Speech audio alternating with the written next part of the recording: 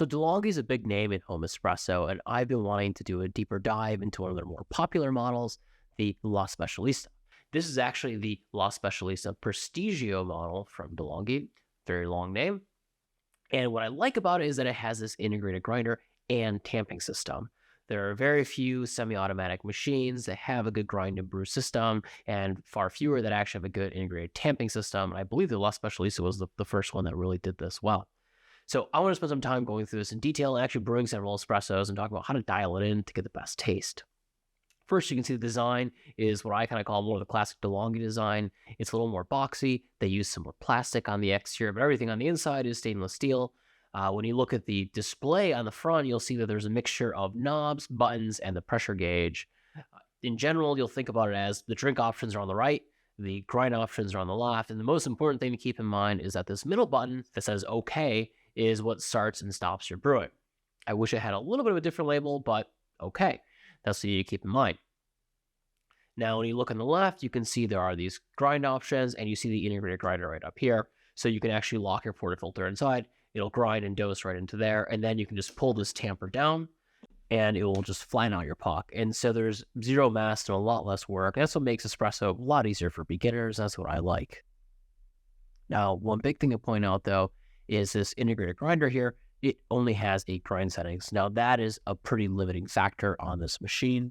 You know, you really have to get your grind size right when dealing with espresso because it's just so fine and so nuanced. And so this is going to require some creativity to get around. Okay, so let's start brewing some espresso with the DeLonghi.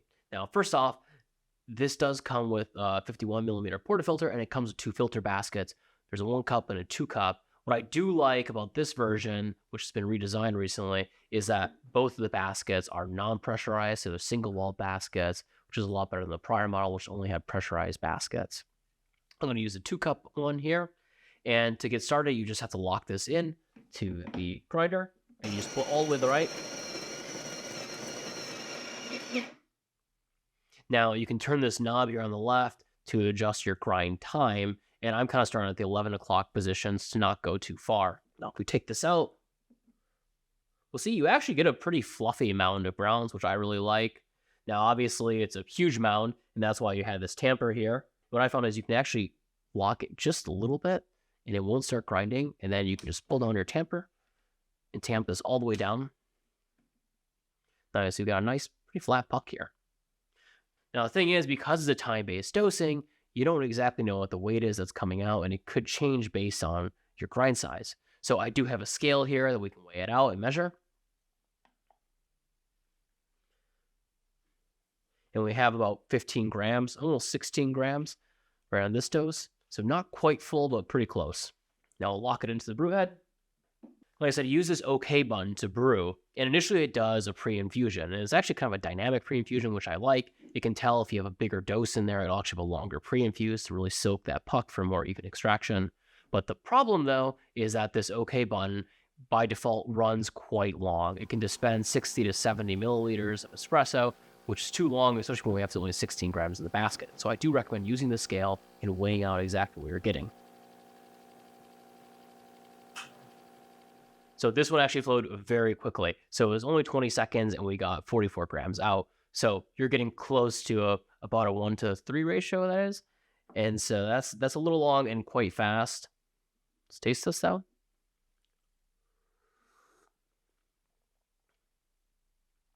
Yeah, it's a little bitter. So let's actually now change the grind size and bring it in 1 notch to slow it down, get a little more extraction. Let's just try and measure it a little more carefully. So it's close to that 1-to-2 ratio. Now this time I actually grind it for a little bit longer to fill up the basket. Just a little tap. Stop. Tamp. You can see we're now at 19.5 grams. Now obviously there is a flip tray here if you want to put your glass down on it.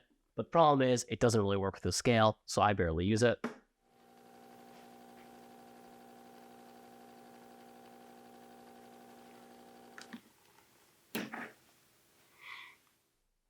Okay, so now this one was about 42 grams in 28 seconds. So we got the ratio a lot closer to 1-to-2, and it was about the shot time you want. Okay, so this is a lot better. The bit flavor is a lot more balanced, but it's still a little bitter, and I can tell it is still a little under extracted. You can tell it's just a little flat. I want to have more of the classic chocolate notes that come out of it. And in this bag, it's counterculture. You can tell it's a lot more fruity when you get properly extracted too. So let's do one more shot, and we're gonna actually grind even a little finer here. And by the way, in between my shots, you can tell I'm actually flushing out some water here to keep the brew keg clean. Okay, so I'm gonna do shot number 3. Actually increase my grind time a little bit.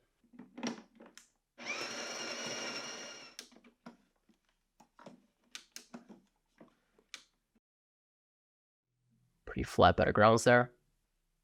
We're about 18.7 grams on this shot.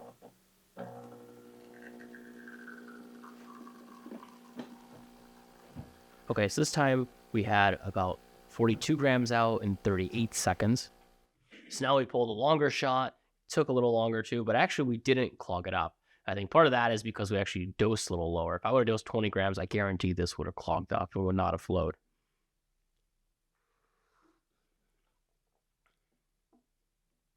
You know what? I wouldn't say this one's actually better. You're getting a little bit of notes out, but I still feel like it's a little under extracted. And that's despite actually grinding just about as fine as we could go. Shot time's getting over 30 seconds now. It is going pretty slowly. And yeah, you can't really get a good enough extraction on here. And this is sort of my complaint with DeLonghi, is just using grind size and grinding finer and finer. It doesn't really seem to do it. And I think I've thought about this a lot. And I think one thing that happens here is it comes down to this portafilter. So the portafilter and the filter basket are one of the bigger gripes I have about the DeLonghi machines. So this is a 51 millimeter diameter. Now, if you use a Breville, it's a 54 millimeter diameter. And actually most commercial machines are even wider at 58 millimeter diameter. Now that matters because when you're narrower, you have to have a taller puck height to compensate to get the same amount of volume in the basket. And when you have a taller puck, remember your water is always going down to the top. So that water is just going to be going much more through the top of the column, the bottom of the column at a hotter temperature at the top. And so you're going to have more over-extracted coffee at the top and an under-extracted coffee at the bottom. And you just lead to an unbalanced taste. Now on top of that, you'll notice this DeLonghi basket is also tapered at the bottom. So it's not just 51 millimeter at the top. It's actually a lot narrower at the bottom, closer to about 46 millimeters or 45 millimeters to be exact. And then on top of that, the holes are actually quite small. So even though this is technically a non-pressurized basket, I found the flow is always quite slow. And that is because the holes are machined a little too small. And so it actually kind of pressurizes the basket, which really just limits the ability to grind finer and increase your extraction. Now, I think there are a few solutions to this. Now, one thing you can do is you can get a different portafilter.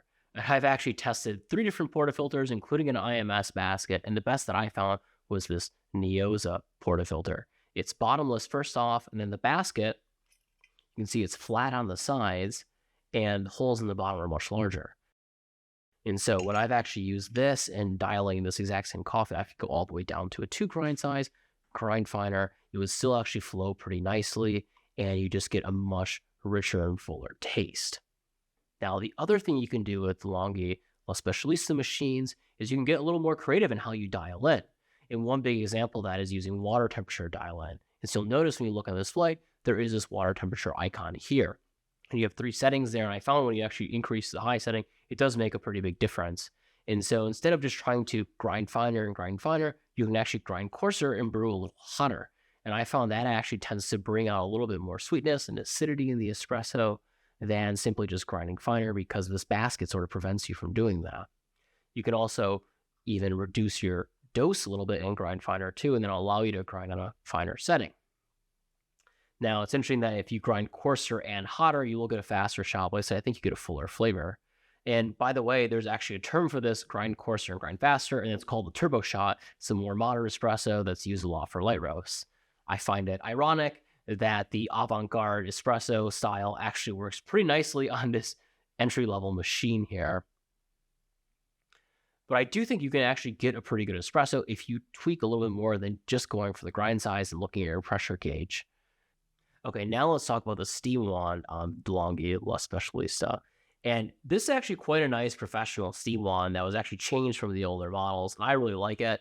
So DeLonghi actually has a dual heating system here. So they have 2 thermal blocks, and the second one is dedicated just to steaming. So you actually get a pretty good steam pressure here. And if you turn it on, it actually starts up pretty quickly, usually within 10 or 15 seconds. And you can see it generates pretty good steam pressure.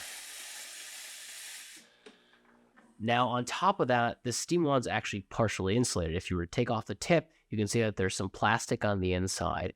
And that does two things. One, it keeps you from burning your hand when you touch it. And two, it actually makes it really easy to wipe off the milk when you're done steaming.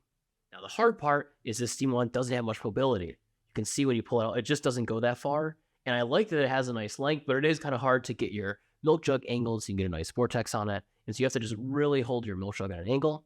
So actually, let's froth some milk on this. We can make a latte with one of the many espressos I already brewed and see how it works. So as with any steam wand, you should turn it on, let it get to the full pressure first so it purges out all that clean water in there. And then when you get there, just turn it off and get started.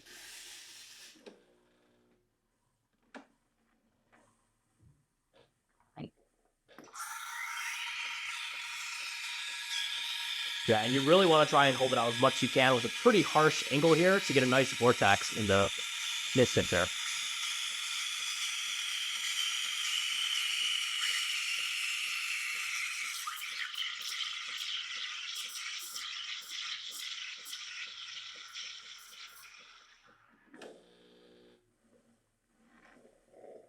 So the nice thing is you can just give it one quick wipe and it's pretty clean.